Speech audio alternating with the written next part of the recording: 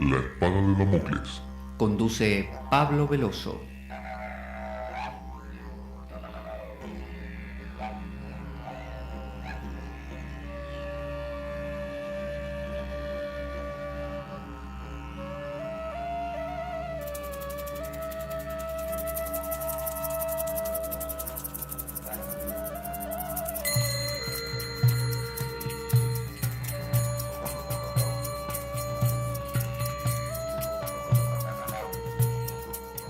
Tal como lo cortés no quita lo valiente, así lo hilarante no quita lo profundo.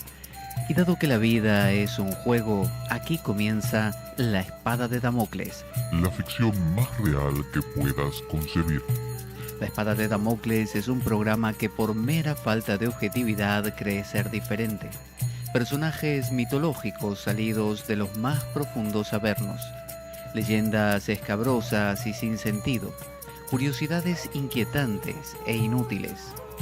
Historias antiguas malversadas por nuestra incapacidad de entendimiento. Y cuentos carentes de profundo significado. También pretenderemos sin el menor éxito entender al ser humano en toda su dimensión. En suma, si quieres desperdiciar tu vida, aquí comienza La espada de Damocles, la ficción más real que puedas concebir.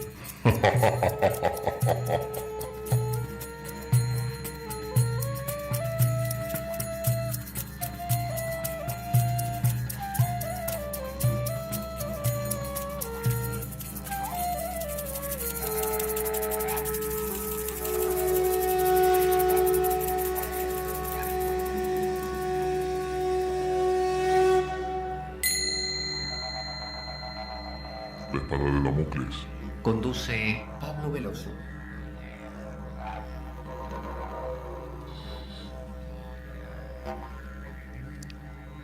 Buenas para todos. Aquí estamos en La Espada de Damocles una vez más. Quien les habla, Pablo Veloso.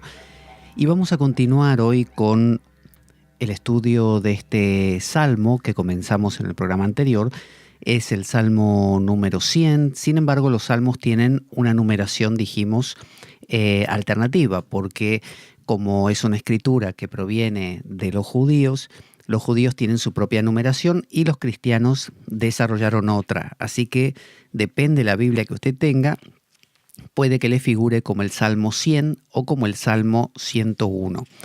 Como referencia podemos tomar que este salmo comienza con la frase «Voy a cantar al amor y a la justicia». Puede que tampoco esa frase sea exactamente igual, porque recuerde que las traducciones de la Biblia son muy variadas y hay traducciones críticas súper estrictas y otras que no lo son tanto, que hablan más como, se llaman dinámicas, más en espíritu. Así que yo en este caso estoy usando simplemente una especie de librillo que tiene solamente los salmos, por una cuestión de comodidad. Tengo Biblias interlineales, que son estas que nos ponen, en el caso del Nuevo Testamento, interlineado griego, es decir, nos pone el griego y el español, el castellano. No tengo en el caso del hebreo, que sería lo correspondiente en este momento, no tengo porque sencillamente no lo he comprado todavía, porque bueno, todas estas cosas tienen sus costos. Pero es muy interesante también aprender, aunque sea los rudimentos del hebreo, para poder, cuando uno lee un salmo, que están escritos justamente en este idioma, todo el Antiguo Testamento lo está, poder un poco, no le digo leer hebreo fluidamente o charlar en hebreo, pero sí comenzar a encontrar palabras que se repiten, raíces que nos suenan a distintas cosas. Y entonces uno empieza a descubrir palabras como hamartía, por ejemplo, que es la palabra que traduce pecado. Y descubrimos que en su etimología original, hamartía no significa lo mismo que entendemos nosotros por pecado, sino simplemente errar, ¿no? Alguien que yerra a un blanco, a una diana. Entonces ya eso nos cambia la perspectiva. Y así con muchísimas cosas. A veces, ya lo dijimos la vez anterior, traditore. Es decir, el traductor siempre es un traidor, siempre es aquel que tuerce lo que está escrito en alguna dirección que a él le parece en ese momento. Entonces, estábamos con este salmo, que es un salmo de David. En realidad se atribuyen todos los salmos a David, pero no se sabe si son compilaciones, si lo escribió él. Acuérdense que en la antigüedad se atribuían a personajes importantes los escritos que alguien podía elaborar, porque era una manera de dar importancia a ese texto. Es como si alguien escribiese hoy algo en castellano y firmase Cervantes, por ejemplo. De esa manera, quien lo leyese creería que ese texto, bueno, tiene una envergadura importante. Lo mismo ocurría en el pasado. Así que los salmos se atribuyen a David o el Pentateuco, los 5 primeros libros del Antiguo Testamento, a Moisés. Cuando en realidad quizá hasta Moisés mismo es un personaje mítico, porque si vemos la historia de Moisés se parece a muchas otras historias de otros mitos, ¿no? de otras culturas. Así que nunca sabemos fehacientemente quién escribió qué cosa. Se puede deducir un poco también por el estilo del lenguaje, por el tipo de giros lingüísticos que se utilizan, y los estudiosos van definiendo. Pero le digo la verdad, en el fondo no es tan importante. Así que estamos con este salmo que comenzaba, le recuerdo, con esto de voy a cantar al amor y a la justicia.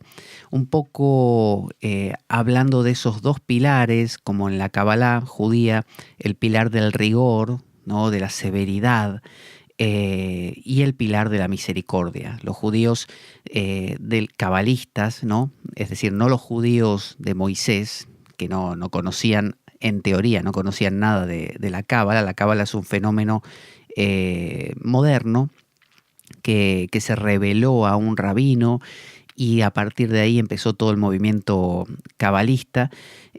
Bueno, esta Cábala, ¿qué se dice? Por un lado, que Moisés ¿se acuerda cuando bajó del monte Sinaí con las tablas de la ley, ¿no? La bajada esa donde se encontró que su hermano Aarón, ¿no? Con doble A, Aarón, había construido un becerro de oro fundiendo todas las alhajas que tenía la gente, porque la gente le había pedido, y bueno, bajó Moisés, que ya cuando empezó a bajar iba charlando con Josué, que estaba junto a él, y le decía, ¿qué son esos ruidos?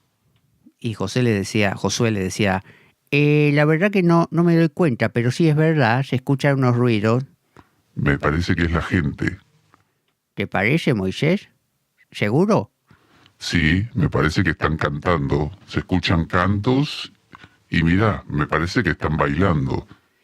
Y cuando bajó Moisés se encontró con que la gente estaba en pleno baile alrededor del becerro de oro. Y bueno, enfadadísimo, se cuenta que con las propias tablas de la ley, que eran como de piedra, o de piedra mejor dicho, Dios las había tallado sobre la piedra directamente, rompió el becerro de oro dándole con las piedras de la ley, con las tablas de la ley. Y ahí se perdieron, esa revelación se perdió. Así que Moisés volvió a subir para buscar una segunda vez la revelación, y después sí bajó con las tablas de la ley, con los 10 mandamientos famosos. Ahora, los cabalistas dicen que en ese momento, cuando subió y bajó la primera vez, traía, como digamos, el plan A, es decir, traía la revelación completa. Es como que Dios había escrito en esas tablas algo profundísimo para la gente. Cuando Moisés se dio cuenta que la gente no daba pie con bola, la gente estaba en otra totalmente, y rompió esas tablas, tuvo que volver a subir y le dieron el plan B. Le dieron una especie de versión resumida, ultra resumida, para que la gente sí, sabiéndose ahora gente, o sabiendo Dios que esa gente era mucho más primaria, bueno, le dio una revelación más simple. Entonces los cabalistas dicen que esa primera bajada era con la sabiduría de la Kabbalah, pero que la gente no lo comprendió, así que la Kabbalah no es que se perdió, sino que quedó como una sabiduría oral que se pasó de padres a hijos y que no fue popular. O sea, algo más iniciático, más mistérico, no dado a toda la gente. Pero si usted va a un judío ortodoxo hoy en día, judío, y le cuenta todo esto, le va a decir, no, que es una locura, que Moisés reveló lo que reveló y listo. Pero los cabalistas, que son una rama como más esotérica, tienden a pensarlo así, como diciendo, todo es eterno. O sea, no, la idea también pasa mucho en la India con los tantras. Cuando aparece una escritura en la India, sea el Srimad Bhagavatam, uno de los tantras, el Bhagavad Gita, el hindú no piensa que fue escrita en tal fecha o puesta por escrito en tal fecha. Lo que piensa es que esa escritura es eterna y que se ha revelado muchísimas veces. Imagínese usted que a lo largo de su vida, una y otra vez, cada, no sé, 10 años, le regalan un libro. Y ese libro es el mismo, pero cada 10 años. Y usted, para cuando pasan 10 años, el anterior ya lo perdió porque se mudó de casa y se olvidó de lo que decía, pero ahora se lo vuelven a regalar. Y con otra edición, ¿no? Otra tapa, una traducción diferente, pero en el fondo dice lo mismo. Entonces los hindúes piensan que estas sabidurías, estas visiones profundas son eternas, no tienen un comienzo y un fin y se van a seguir repitiendo siempre. Por eso no les interesa la datación.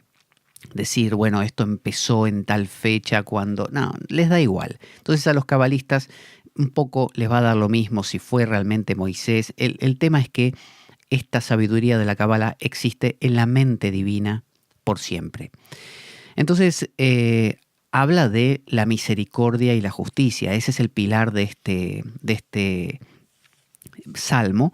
Recuerde que hay 150 salmos y cuando estábamos en lo último ya, hablando el otro día, hablábamos de que David estaba queriendo hacer una especie de limpieza en su casa y quitar, por así decir, a los malvados, quitar a aquellos que traían problemas.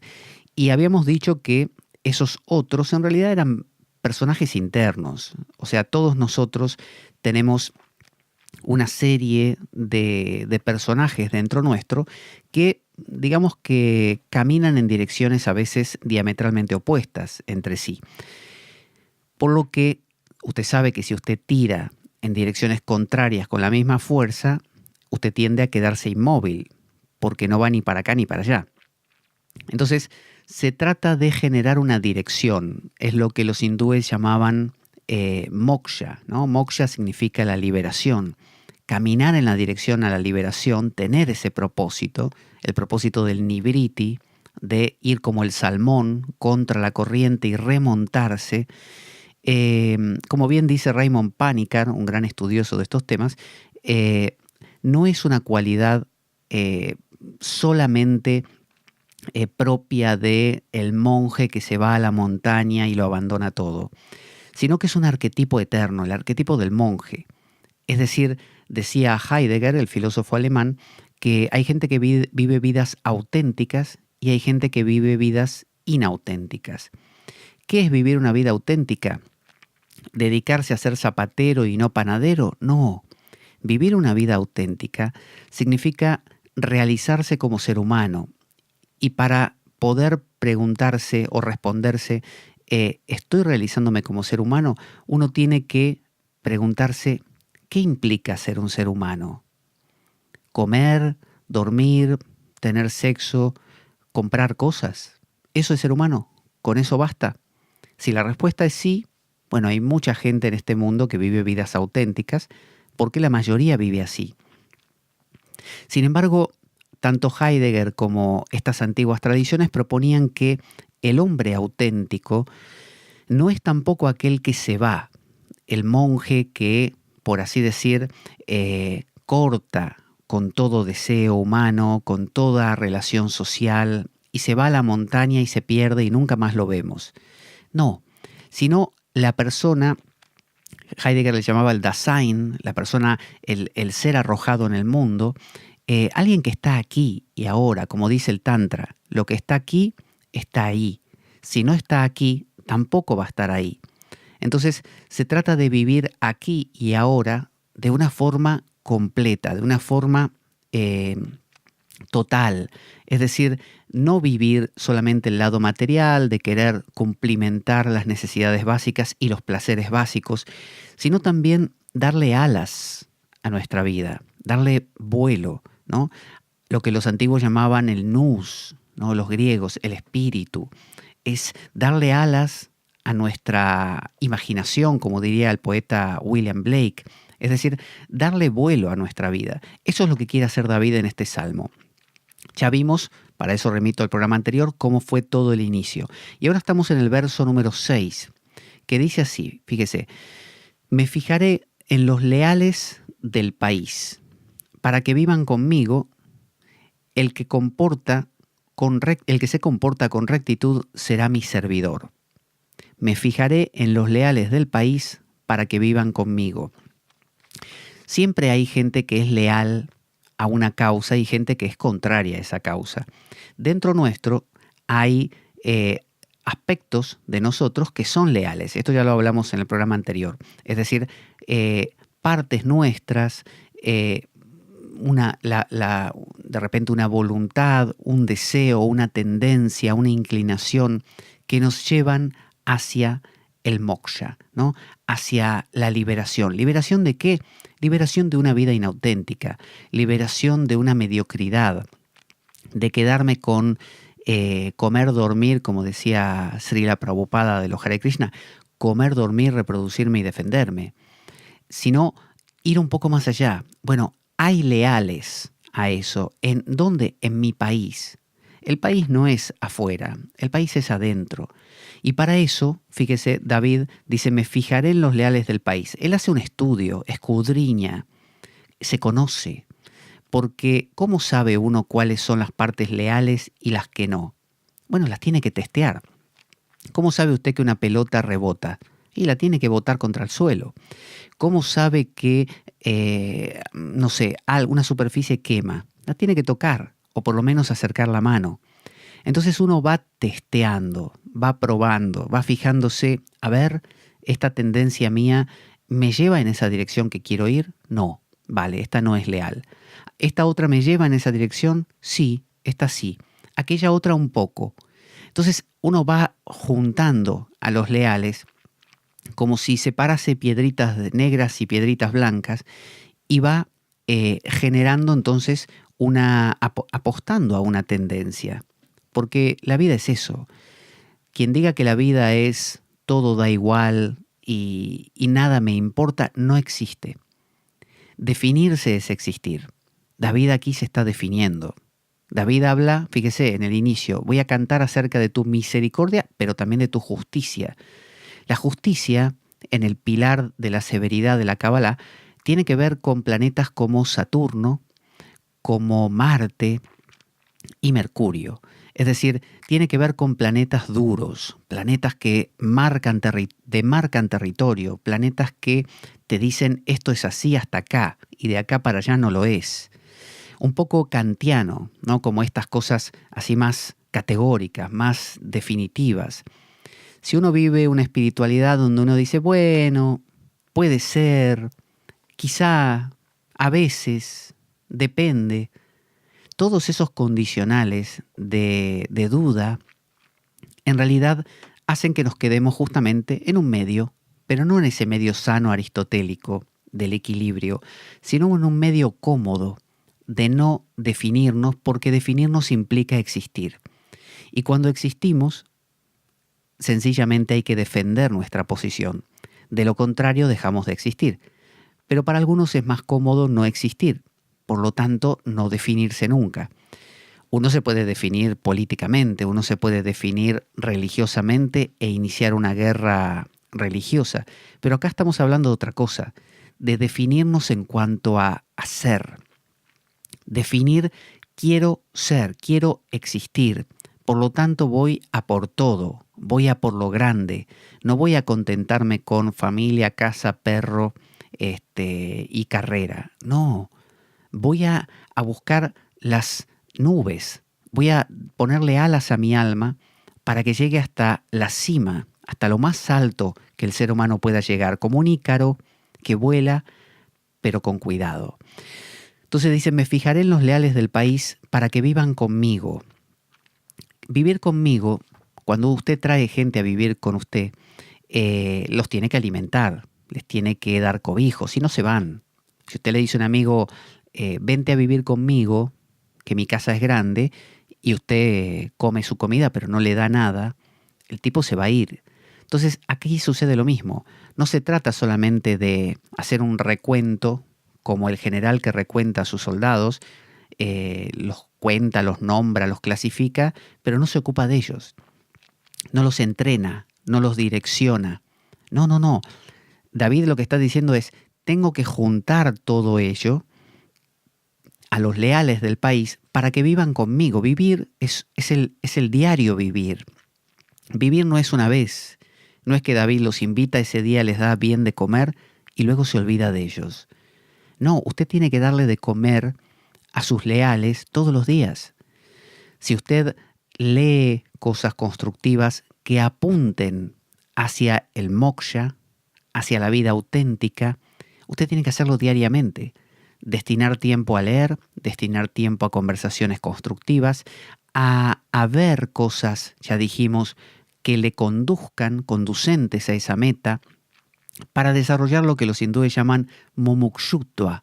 El mumukshutva significa pasión, intensidad por la liberación. O sea, cuando dicen que hay un cuento de un discípulo que se acerca a su maestro y le dice, maestro, yo no alcanzo ese estado que usted habla de iluminación. No he llegado y no puedo llegar. Siento que no, hay algo que me impide llegar hasta ese estado. Entonces el maestro le dice, ven conmigo. Y lo lleva hasta un lago y lo hace entrar al agua junto con él. A los dos les llega el agua, digamos, hasta la cintura. Entonces el maestro agarra la cabeza del discípulo y la sumerge bajo el agua. Y le mantiene la cabeza bajo el agua. Y el discípulo saca los brazos, patalea, trata de salir para respirar. Se está ahogando. Y cuando ya pasó cosa de un minuto, le levanta la cabeza. Y el discípulo obviamente da una bocanada de aire que se muere, una bocanada desesperadísima. El maestro le dice, ¿te gustó respirar? Y el discípulo dice, sí, me moría, necesitaba, era lo único en lo que pensaba, respirar. Dice, bueno, cuando de esa manera sientas tú el anhelo por el moksha, por la liberación, entonces sí la vas a alcanzar. No va a haber barrera. Eso nos pasa a todos. Somos tibios. En el Apocalipsis de la Biblia, Dios dice, escupo a los tibios. Me molestan los tibios. Me gustan los blancos o negros, pero los tibios no. No quiero mediocres.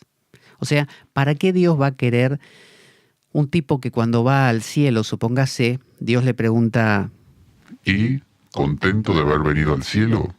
Y el tipo le responde, sí, puede ser, depende, depende, todo relativo, no sé, porque el infierno también está interesante. ¿Usted qué cree que le va a decir Dios a ese tipo? Salí de acá, acá no entras, al cielo entran los grandes nada más. Es así, eso es ser un tibio, es alguien que no se define. Entonces, no definirse es no tener alas, no levantar vuelo. Entonces David quiere volar, por eso dice, me fijaré en los leales del país. Tengo que fijarme, tengo que clasificar mi tendencia a la meditación, mi capacidad de reflexión, ¿no? Todas esas habilidades y potenciarlas, las tengo que alimentar cada día. Como digo, con lecturas, con conversaciones, con escuchar un podcast, con ver una película constructiva, también con una diversión y salir a pasear y ir al cine, pero sabiendo que la prioridad es esta, la prioridad está aquí, ¿no? En alimentar a los leales del país para que vivan conmigo. Yo quiero que estén todos los días conmigo. Y agrega David, el que se comporta con rectitud será mi servidor. Comportarse rectamente, correctamente, tiene que ver con ese pilar de la justicia, ¿Qué es el que se comporta rectamente? El que yo puedo definir, este sí, este hace lo que se supone deba hacer, no cualquier cosa. No es que usted dice, bueno, que entren todos a casa, está bien. La tendencia a beber alcohol, vale, que entre también, no pasa nada. La tendencia a enfadarme, bueno, que entre también, si total, la casa es grande. No, cuando usted hace eso, perdió. Usted tiene que definir exactamente qué y qué no. Y de esa manera es donde se calienta la cosa. Si usted empieza a armar un fuego y echa una leña aquí, pero otra la echa 3 metros más allá y otra, no arma un fuego. Lo que va a armar son pequeñas brasitas que se van a enfriar enseguida. Si usted quiere un fuego intenso, tiene que poner toda la leña junta. Y ahí tiene un fuego que es capaz de cocinar la comida que le ponga. Eso es lo que los hindúes llaman teyas, fuego. Y el teyas se forma con tapas. Tapas es austeridad. Austeridad es privación. Y para privarse de algo usted tiene que decir no. Entonces, aquí sucede lo mismo. El que se comporta con rectitud será mi servidor. Eso dice David. ¿Por qué dice servidor? Y esto tomo la idea de San Agustín. ¿Por qué dice servidor? ¿Quién es David para tener servidores? Cuando usted adquiere una estatura suficiente, porque ya hizo este trabajo de definir sus metas, ya es ese discípulo que le metieron la cabeza bajo el agua y está desesperado, ahora usted, como pasa en las películas esas donde el protagonista empieza a reunir, ¿se acuerda? Un grupo de gente selecta para ir a cumplir cierta misión. Bueno, ese que está reuniendo a los demás se convierte como en una suerte de coordinador, como en una suerte de líder. Pero no es que sea mejor que los demás, es que tiene un propósito. David aquí tiene un propósito. Entonces los otros tienen que servirlo o servir al propósito. David encarna un propósito. Usted acaba de crear un centro coordinante, un líder. Es decir, hasta ayer usted era cero, nada. Un ser inauténtico, diría Heidegger. A partir de ahora, cuando usted crea al ser auténtico, empieza a tener mumukshutva, es decir, apasionamiento, usted existe. Y a partir de ese momento todas esas tendencias conducentes se convierten en sus sirvientes, pero no en el sentido de rendirle pleitesía y adorarlo como si fuera un dios, sino de ser útil a una causa, servir para, como cuando uno dice, no sé, esta cuchara me sirve para revolver el café. No quiere decir que la cuchara se arrodille y diga, oh, a la taza. No, quiere decir que la cuchara cumple una función conducente al propósito de beber un buen café. Entonces, aquí pasa lo mismo. El que se comporta con rectitud será mi servidor. O sea, no solamente dice, me fijaré en los leales para que vivan en mi casa, sino que los voy a probar. El que se comporta, voy a ver, voy a testear. Esta técnica de meditación, mi tendencia a sentarme a meditar, mis ganas de leer, esta lectura, esta pasión que siento ¿será buena? ¿O solamente me creará ansiedad? ¿Será uno que no es leal al país encubierto? ¿Será en realidad comodidad? ¿Será ganas de protagonismo? ¿Qué será? Entonces voy testeando, es un proceso, y en ese proceso descartaré a muchos que parecían leales al país, pero no lo eran. Entonces, por eso dice David, el que se comporta con rectitud será mi servidor. El que se comporta, no el que se comportará, porque hay gente que promete, ¿vio? Que le dicen, por ejemplo, sí, si me tenés paciencia, vas a ver que me sacás bueno, ¿eh? Pero ¿cuánto hay que esperar? 5 años. Para que se empiece a responder. A veces uno no tiene 5 años. Acá pasa lo mismo. Si usted dice, bueno, mi tendencia a enojarme me puede servir porque por lo menos me pone las pilas. ¿Y cómo sabes que te va a servir? Quizá te traiga más problemas que beneficios. Quizá promete que va a ser lo que no es. Hay que testear. Testeamos. ¿Funciona hoy? No. Dice el Tantra, lo que hay aquí, lo que está aquí, está allí. Si no está aquí, no está allí. Si lo que hoy te está perturbando te trae problemas, no lo uses, porque mañana te va a traer problemas también. Entonces, usa aquellas cosas que hoy las probás y sí te funcionan. Esas son las cosas adecuadas. Entonces, dice David, y hago un paréntesis para comentar, nuestro programa La Espada de Damocles carece de sustento económico externo. Si quieres colaborar con el programa, haciendo de cuenta que me invitas a un café, por ejemplo, puedes hacerlo a través de mi correo pablojorgeveloso@gmail.com, pablojorgeveloso@gmail.com, escribirme y según donde vivas te puedo pasar o bien la cuenta de PayPal del programa o cuenta bancaria, de manera que puedas colaborar con lo que sea. Puede ser lo más mínimo que te imagines y al programa le viene bien porque sirve para comprar material bibliográfico, material electrónico. Es decir, no importa la suma, lo importante es esa pequeña colaboración y desde ya muchas gracias por ello. Volvemos aquí. Verso 7, dice David, no habrá sitio en mi casa para el que comete fraude. Fíjese lo que le decía, no tiene miramientos. Y David es un tipo que cometió errores. O sea, no juega con esa psicología de que, bueno, como yo cometí errores, ahora voy a ser paciente con todos, ¿no? Como yo fui alcohólico, ¿cómo le voy a decir a fulano que no beba? ¿Qué autoridad moral tengo? No. David, desde el momento en que se arrepintió de sus deslices, se propuso cambiar y dijo, no, ahora voy en otra dirección. Y no importa si yo metí la pata antes. Si yo quiero llegar a destino, no puedo llegar con un barco que tenga agujeros. Tengo que llegar con un barco que esté en perfectas condiciones. Entonces voy a testearlos a todos, a todas mis conductas, a todos mis hábitos, a todos mis comportamientos. Los voy a testear porque quiero que vivan conmigo, pero los voy a testear todos los días para ver si me sirven, para ver si cumplen el propósito. Y en el 7 dice, no habrá sitio en mi casa para el que comete fraude. Es como un cartel que pone David, no habrá sitio en mi casa para el que comete fraude. ¿Qué es cometer fraude? Engañar. Uno no solamente engaña a otros, se autoengaña.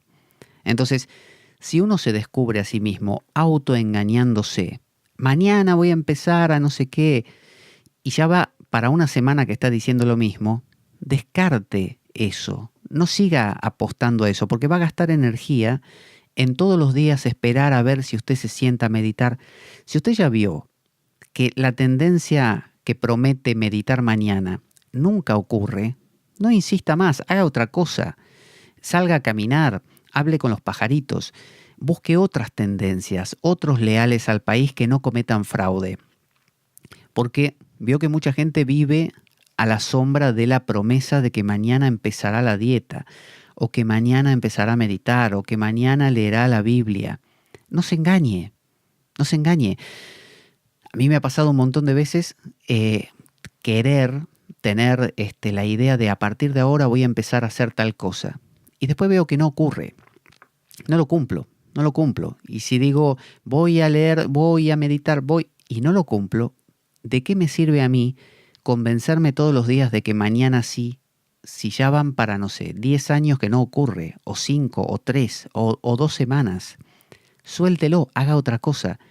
¿Por qué tiene que ser el método supuestamente aprobado para todos el que le funcione a usted? Quizá ese no es. Los propios discípulos de Jesús tenían distintos carismas, ¿no? Como las órdenes religiosas que tienen carismas diferentes. No era igual un Pedro que un Juan o que un Santiago. Cada uno de ellos tenía una modalidad distinta y después vino Pablo que no era discípulo directo, pero que tenía una modalidad totalmente distinta, que hasta se peleó con Pedro. Entonces, la idea es eso, es una heterogeneidad. Entonces, si están todas esas herramientas disponibles y usted ve que a usted Pedro no le funciona, vaya con Pablo. Y si Pablo no le funciona, vaya con Santiago. Pero ¿para qué insistir en autoobligarse o engañarse a que, sí, a partir de mañana voy a... No, porque le funciona a su vecino o su mejor amigo se haya rapado la cabeza y haga meditación budista, zen, mirando la pared y le vaya perfecto, no quiere decir que a usted le funcione. Si usted lo intenta y no va, está cometiéndose fraude, está engañándose. Y el engaño, acuérdese, funciona con un cebo. O sea, yo si quiero engañarlo a usted con algo, tengo que tentarlo con alguna cosa para que usted me deposite confianza y así yo pueda hacerlo caer, ¿no? Engañarlo. Le prometo, como se dice, el oro y el moro, y luego no se lo doy. Pero ¿de qué me sirve prometer algo que a usted no le interese? Le tiene que interesar. Entonces normalmente nos autoengañamos prometiéndonos lo que en realidad queremos.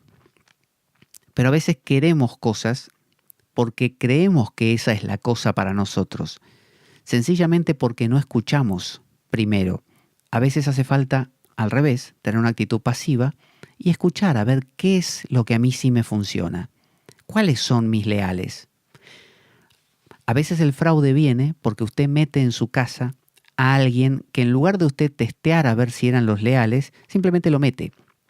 Lo mete porque vio que su vecino metió uno igual y le funciona. Entonces usted, ya por descarte, para no hacer esfuerzo, agarra a cualquiera que pase por la calle y lo mete en su casa. ¿Y si ese no era leal para usted? Sí leal para el vecino, pero no para usted, porque no tiene esa química con usted. Entonces, si al otro le funciona la meditación de Om Namah Shivaya y al otro el rosario cristiano, y usted trata de meter eso en su casa y a usted lo que le funciona es la lectura del Corán, no le va a funcionar, lo van a engañar 1000 veces, va a meter a alguien que le va a cometer fraude. Dice, el que dice mentiras, en el mismo verso 7, no aguantará en mi presencia. O sea, ¿cómo hace uno que el que está delante de uno no aguante? Y uno lo tiene que estar presionando.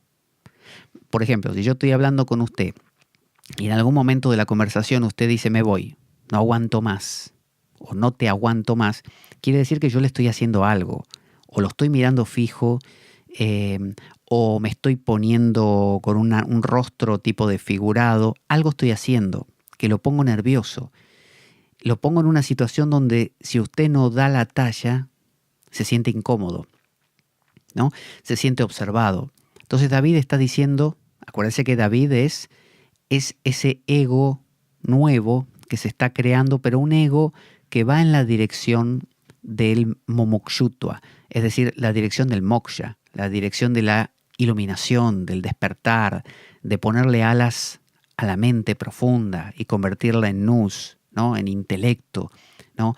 Acuérdense que el intelecto, el nus, es como, imagínense a Adán y Dios en la Capilla Sixtina, ¿no? En la cúpula, esa escena donde se tocan la punta del dedo de Adán con la punta del dedo de Dios. Bueno, imagínense que el punto de contacto de la piel de Adán con Dios es el nus. Entonces, desarrollar la parte más sutil que usted pueda generar gracias a traer leales a su país, a testearlos constantemente, a no dejar que haya en su casa nadie que cometa fraude y a no aguantar o hacer que nadie aguante en su presencia si no se lo merece, si no da la talla. Eso es lo que le permite desarrollar esa piel en la punta de su dedo hipersensible para poder tocar el dedo de Dios, que a su vez en la piel de la punta del dedo de Dios, esa es la parte más grosera, más rústica, más burda, más material que Dios puede crear. Entonces, la parte más rústica y material de Dios se toca con la parte más sutil de un ser humano.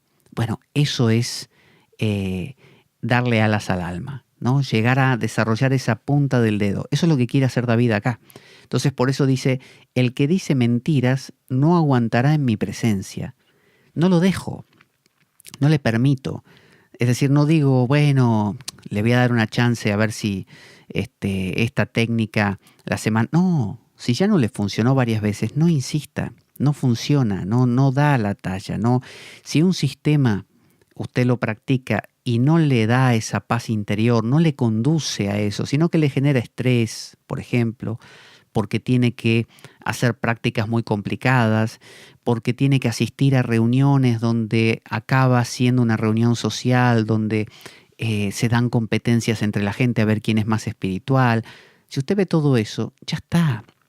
Eso no funciona, son promesas vacuas, ¿no? El que dice mentiras no aguantará en mi presencia. No se trata de que usted ande por la vida señalando con el dedo y diciendo, ustedes, los de este sitio, no dan la talla para estar conmigo. No, no, no, se refiere a algo interno, a sus propios, digamos, demonios también, ¿no? A sus propias partes diabólicas, aquellas que separan. Acuérdese que la palabra diablo es lo contrario a símbolo. Símbolo es unión, unir, integrar. Diablo es separar. Entonces, las partes diabólicas de uno son las partes que separan. Y por último, en el verso 8 dice, cada mañana haré callar. En algunas versiones dice mataré. Fíjese qué intensidad. O sea, acabaré con todos. Mataré. No es que los voy a poner a prueba, los voy a mirar duro para ver si el que no aguanta y se va. No, no, no. Cada mañana, y fíjese el detalle, cada mañana, no dice, bueno, tipo cuando uno quiere vaciar la papelera de reciclaje del ordenador o pasar un programa que limpie los archivos viejos. Uno dice, bueno, una vez al mes. No, no, cada mañana. O sea, David se levanta por la mañana y hace una limpieza. Y en otras versiones, como le digo, no es haré callar.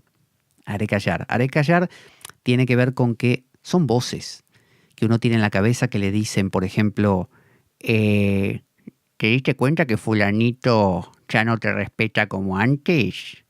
Esas voces así que básicamente te fastidian la vida porque son las que, pudiendo ser las cosas normales y tranquilas, se empiezan a convertir en problemas.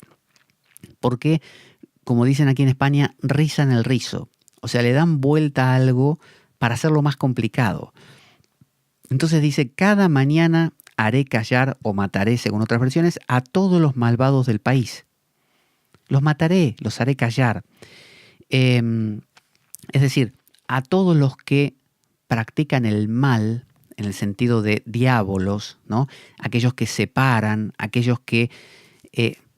si alguna vez usted intentó hilvanar una aguja, o sea, meter el hilo por el ojo de la aguja, se habrá dado cuenta que basta con que un pelito esté fuera, ¿no? Sobresalga para que usted esté 2 horas intentando meterlo, chupe, lo moje y no hay caso. Tiene que estar todo súper apelmazado y apretadito, compacto, todo ser uno. Y ahí sí atraviesa el ojo de la aguja. Entonces, de la misma manera, David lo sabe. Y sabe que si una parte suya, usted dice, bueno, yo hago todo, pero bueno, de vez en cuando me enfado. Ya está, no le va a funcionar. Porque o es todo o es nada. Acuérdese, escupo a los tibios, dice Dios en el Apocalipsis. Es decir, usted tiene que ser un monje, es decir, monos, uno, compacto, uno. Si usted no es uno, sino que es como el famoso poseído que se encontró Jesús, que tenía demonios dentro, y cuando él le preguntó, ¿cómo te llamas? Él le dijo, Legión, porque somos un montón. El tipo le dijo, no soy uno, no soy monacos, monje, uno, monos, uno. Soy un montón de gente acá adentro. ¿Cuántos de nosotros somos una legión? ¿No? Pero no entre todos, nosotros dentro de nosotros. Hay gente, me incluyo, todos nosotros que decimos, soy una legión, soy el Pablo estudioso, pero también soy el Pablo vago, y después soy el Pablo que se enfada, y el Pablo que se alegra, y el Pablo que es perezoso, y el Pablo que es trabajador. Soy un montón. Y ya dijimos que si hay un Pablo que quiere trabajar y otro que es vago, a la vez no me muevo, no funciona la cosa. No puedo hacer nada porque me paralizo. Entonces, la idea del arquetipo del monje es mojar ese hilo que usted quiere hilvanar para que ni un pelito esté fuera. Eso lo sabe David, y por eso viene diciendo, primero me fijaré en los leales del país, los elijo para que vivan conmigo. El que se comporta con rectitud será mi servidor. Luego, no habrá sitio en mi casa para el que comete fraude. No quiero ni un pelito que sobresalga. El que dice mentiras no aguantará en mi presencia. O sea, David chupa el hilo todos los días. Todos los días lo chupa para que se apelmace bien. No quiere ni un pelito que sobresalga. No aguantará ese pelito, se plegará. Cada mañana haré callar a todos los malvados del país. Fíjese, no dice, haré callar a los que pueda, haré callar a algunos, haré callar a los más, a los caudillos, ¿no? A los cabecillas. No, haré callar a todos, todas las mañanas. O sea, usted inicia su día focalizado. Todo conducente a eso. ¿Qué hace? Como he contado otras veces, en la regla de San Bruno, de los cartujos y también en la de San Benito, se habla de que todo en la vida del monje, y doy esto como ejemplo no para decir que uno se debe convertir en un monje en una institución, me refiero al arquetipo de monje, que es una condición humana, es el ser auténtico de Heidegger, ser unificado, ¿no? Bueno, ese monje tiene que ser monje todo el día. O sea, usted abre una puerta, no la abra a lo bruto, ábrala con delicadeza. Usted camine con parsimonia, como dicen en la India, como camina un elefante. No corra. Usted posa una taza en una mesa, no la golpee. Usted revuelve el café, no le dé con la cuchara a los bordes, dé suave, que no haga ruido. Cuando usted hace todas estas cosas que parecen tonterías y se cuidan todos los detalles como esos, usted lo que obtiene es un hilo que no tenga pelitos abiertos. Y todo va por el ojo de la aguja, perfectamente. Entonces usted me dirá, sí, pero tengo una legión, tengo un montón de tipos que van en direcciones contrarias. Bueno, haga lo que hace David. Haga un trabajo concienzudo, diario, fijarse en los leales, primero la evaluación, luego los que sí los va sumando y los va integrando y los va practicando, cada día los incluye. Al que comete fraude o al que dice mentiras, fuera. Al que no. Asoma un pelito diciéndole, prometiéndole que hay un camino más corto, aplástelo, le pone saliva y que se apelmace otra vez. Cada mañana haré callar a todos los malvados del país, a todos. Esto quiere decir a mi comportamiento corporal, a mi comportamiento emocional, a mi comportamiento mental. Y esto no es represión, es simplemente organización. Reprimir significa que usted quiere hacer otra cosa, pero hace esta. En este caso, David no quiere hacer otra cosa, ya probó la otra cosa y se da cuenta que por ahí no iba, no era feliz. Ahora quiere hacer esta, pero se da cuenta que tiene tendencias contrarias. Entonces, elige, coordina, organiza, potencia a estas, las alimenta cada día en su casa, en su país. Y dice, y expulsaré, y así finaliza, y expulsaré de la ciudad del Señor a todos los malhechores. Expulsaré de la ciudad del Señor. Es decir, está hablando de que este país de él, dentro del país, tiene una ciudad especial, la ciudad del Señor. ¿Cuál es la ciudad del Señor? Bueno, será Jerusalén. Bueno, se está refiriendo a que Jerusalén es la ciudad del, ese Salem, es Shalom, ¿no? Paz, como el Salam Aleikum de los musulmanes, el Shalom de los judíos, Shalom. Jerusalén no era una ciudad judía, la conquistó David y se la apropió y se empezó a llamar la ciudad de David. Bueno, la ciudad del Señor es aquel espacio dentro de su país, el que usted tiene como el más delicado de todos. Vio que dentro suyo hay partes que son, digamos, malhechores, que usted los va limpiando, los va quitando de su vida, que no quiere decir, repito, el pensamiento mágico de la nueva era, el New Age, de todo bonito, todo angelitos y que todos somos buenos y que no hay que ni pensar en el mal. No, acá estamos diciendo lo contrario, estamos ensuciándonos, estamos metiéndonos en el barro de lo más profundo de nuestro ser para encontrar las partes que no, examinarlas, mirarlas cara a cara, dice David, dice, quien dice mentiras no aguantará en mi presencia. O sea, el tipo se va a mantener firme ahí mirando cara a cara esas cosas. No hace la actitud New Age de no, todo es amor y paz, no existe el mal. Eso es engañarse, eso es fraude. Entonces, David sí se enfrenta a su propia oscuridad, a su propio diablo, ¿no? A su propia división interior, a su propia legión. Y expulsaré de la ciudad del Señor a todos los malhechores. ¿Qué es un malhechor? Bueno, uno que hace, la palabra lo dice, alguien que hace el mal, ¿no? Entonces, de nuevo, David dice, voy a testear, pero de dentro de la ciudad de Dios, como también el propio San Agustín planteaba en uno de sus libros, La ciudad de Dios, justamente, hablaba que había dos ciudades, la ciudad mundana, que era la ciudad de Roma, con toda su corrupción, y otra ciudad que es la ciudad divina, ¿no? Un poco lo tiene también esta idea, la tiene el Vaishnavismo hindú, que dice que Krishna, cuando desciende a la tierra, desciende a Gokula. Y Gokula es una aldea donde él vive, donde aparecen unos demonios que lo quieren matar y todo. Pero hay como una especie de ciudad espejo de esta, pero en el plano divino, que se llama Goloka Vrindavan, mientras que en la tierra se llama Gokula. Entonces es un poco este juego entre lo divino y lo material.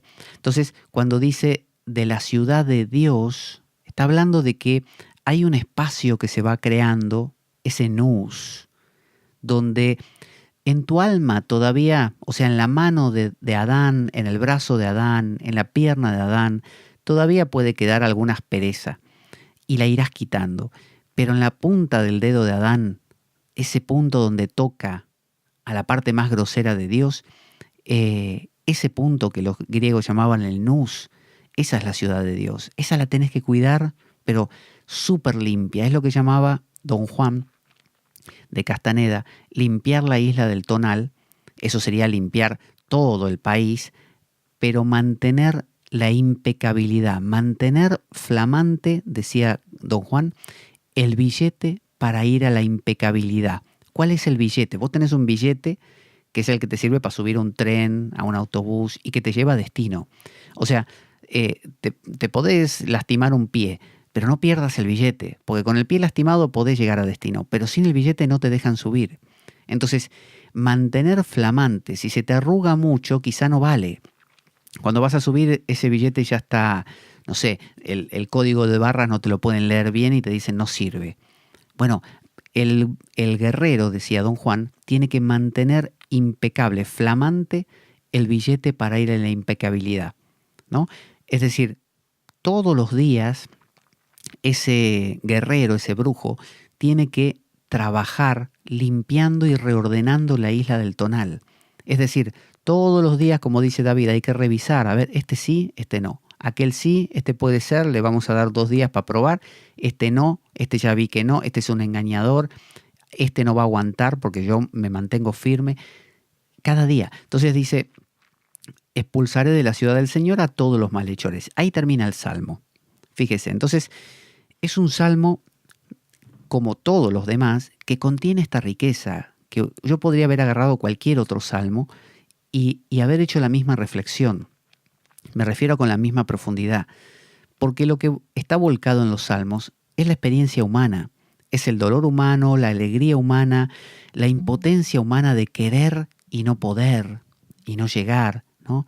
Como también están en las obras musicales de todos los países, expresado, a veces en la forma del amor imposible por aquella chica, pero en el fondo estamos hablando del reflejo en espejo de algo que es mucho más profundo. Así que si uno sabe hacer o se da el permiso de hacer lecturas profundas de cosas cotidianas, va a descubrir que en lo que parecía que era común y corriente, empieza a haber una profundidad inusitada. Bueno, imagínense entonces con escrituras o con textos que están directamente traídos de ese nivel, los salmos, obras como Shakespeare o El Quijote de Cervantes, obras como las de William Blake que citaba hace un rato, la Biblia entera, el Corán, el Bhagavad Gita, el Srimad Bhagavatam, los Tantras, todo eso son escrituras y son volcados humanos, pero de una sutileza infinita, profunda, delicada. Bueno, de ahí imagínese lo que puede usted llegar a destilar, pero para eso hay que darse el permiso, porque como decíamos en el programa anterior, es muy fácil que leamos este salmo y digamos tan solo, ¿no? A ver, se me perdió la hoja. A ver ahí. Digamos, a ver. No, aquí. ¿Dónde está el salmo? Se me perdió. Aquí. Voy a cantar al amor y a la justicia, en tu honor, Señor, quiero tocar. Y uno dice, este es un tonto que simplemente quiere hacer cantos a su Dios, ¿no? Y después dice, seguiré el camino recto, ¿cuándo vendrás a mí? Bueno, es un frustrado. Procederé con rectitud en medio de mi casa, no pondré mis ojos. O está haciendo promesas vanas, promesas utópicas, de esas que hacen los religiosos de jamás volveré a tomar, jamás volveré a beber, a fumar o a enfadarme, lo juro por la Biblia. No, esa es una lectura superficial, la misma lectura que nos va a hacer descartar a Shakespeare o a William Blake por parecer demasiado colgados de una nube, de dónde sacaron esas historias de Hamlet y demás. Sin embargo, eso nos habla de cómo somos. Si somos superficiales, vemos superficialidad. Por eso le digo, hay que animarse, hay que darse el permiso y decir, sí, yo voy a encontrar acá un reflejo de mi propia profundidad y voy a dejar que me lleve más profundo todavía, que me invite. Por último, le recuerdo que el libro, en este caso el libro que yo escribí hace poco, llamado Sadhana, el camino interior, la tradición primordial a la luz del hinduismo alegórico, ese es el subtítulo, que suena medio rimbombante, pero bueno, graficaba muy bien lo que contiene, que es un libro sapiencial, dividido por capítulos, y por temas, pero a su vez con párrafos numerados para que se pueda trabajar como un libro sapiencial, para que usted pueda, como si tuviera versículos bíblicos, tomar un párrafo aisladamente, abriéndolo, digamos, al azar, que es lo que hicimos en México cuando hicimos el programa de radio en vivo. Lo abrimos al azar y trabajamos un texto. Para eso es el libro, para que sean puntos de partida para la reflexión. Está encuadrado en la tradición hindú, pero es una excusa la tradición hindú. Podría haber sido cualquier otra base. Así que ese libro ya lo tiene en Amazon, lo tiene en digital, formato Kindle, el clásico de Amazon, y en papel también lo pueden cargar y se lo envían a su casa. Así que Sadhana, el camino interior, libro que escribí hace muy poquito, ahora dentro de poco va a venir la segunda parte y algunos más que están ahí en preparación. Ya nos despedimos, vamos a poner la cortina del final de nuestro programa. Hemos analizado el Salmo número 100, 101 en otras versiones, de David, muy interesante para reflexionar y pensar. Cortina de despedida. Yo soy Pablo Veloso, esto es La Espada de Damocles y nos encontramos en la siguiente ocasión. Avanti Democleanos.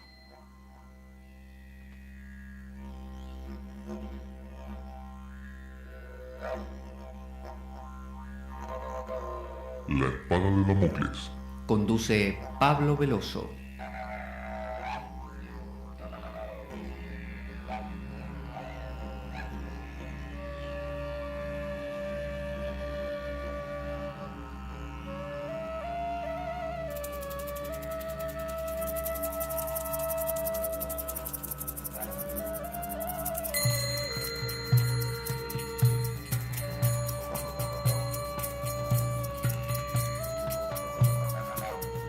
Y dado que la vida es un macabro juego, concebido por una mente perversa, únete a nosotros en nuestro próximo programa, cuando escuches las siguientes palabras.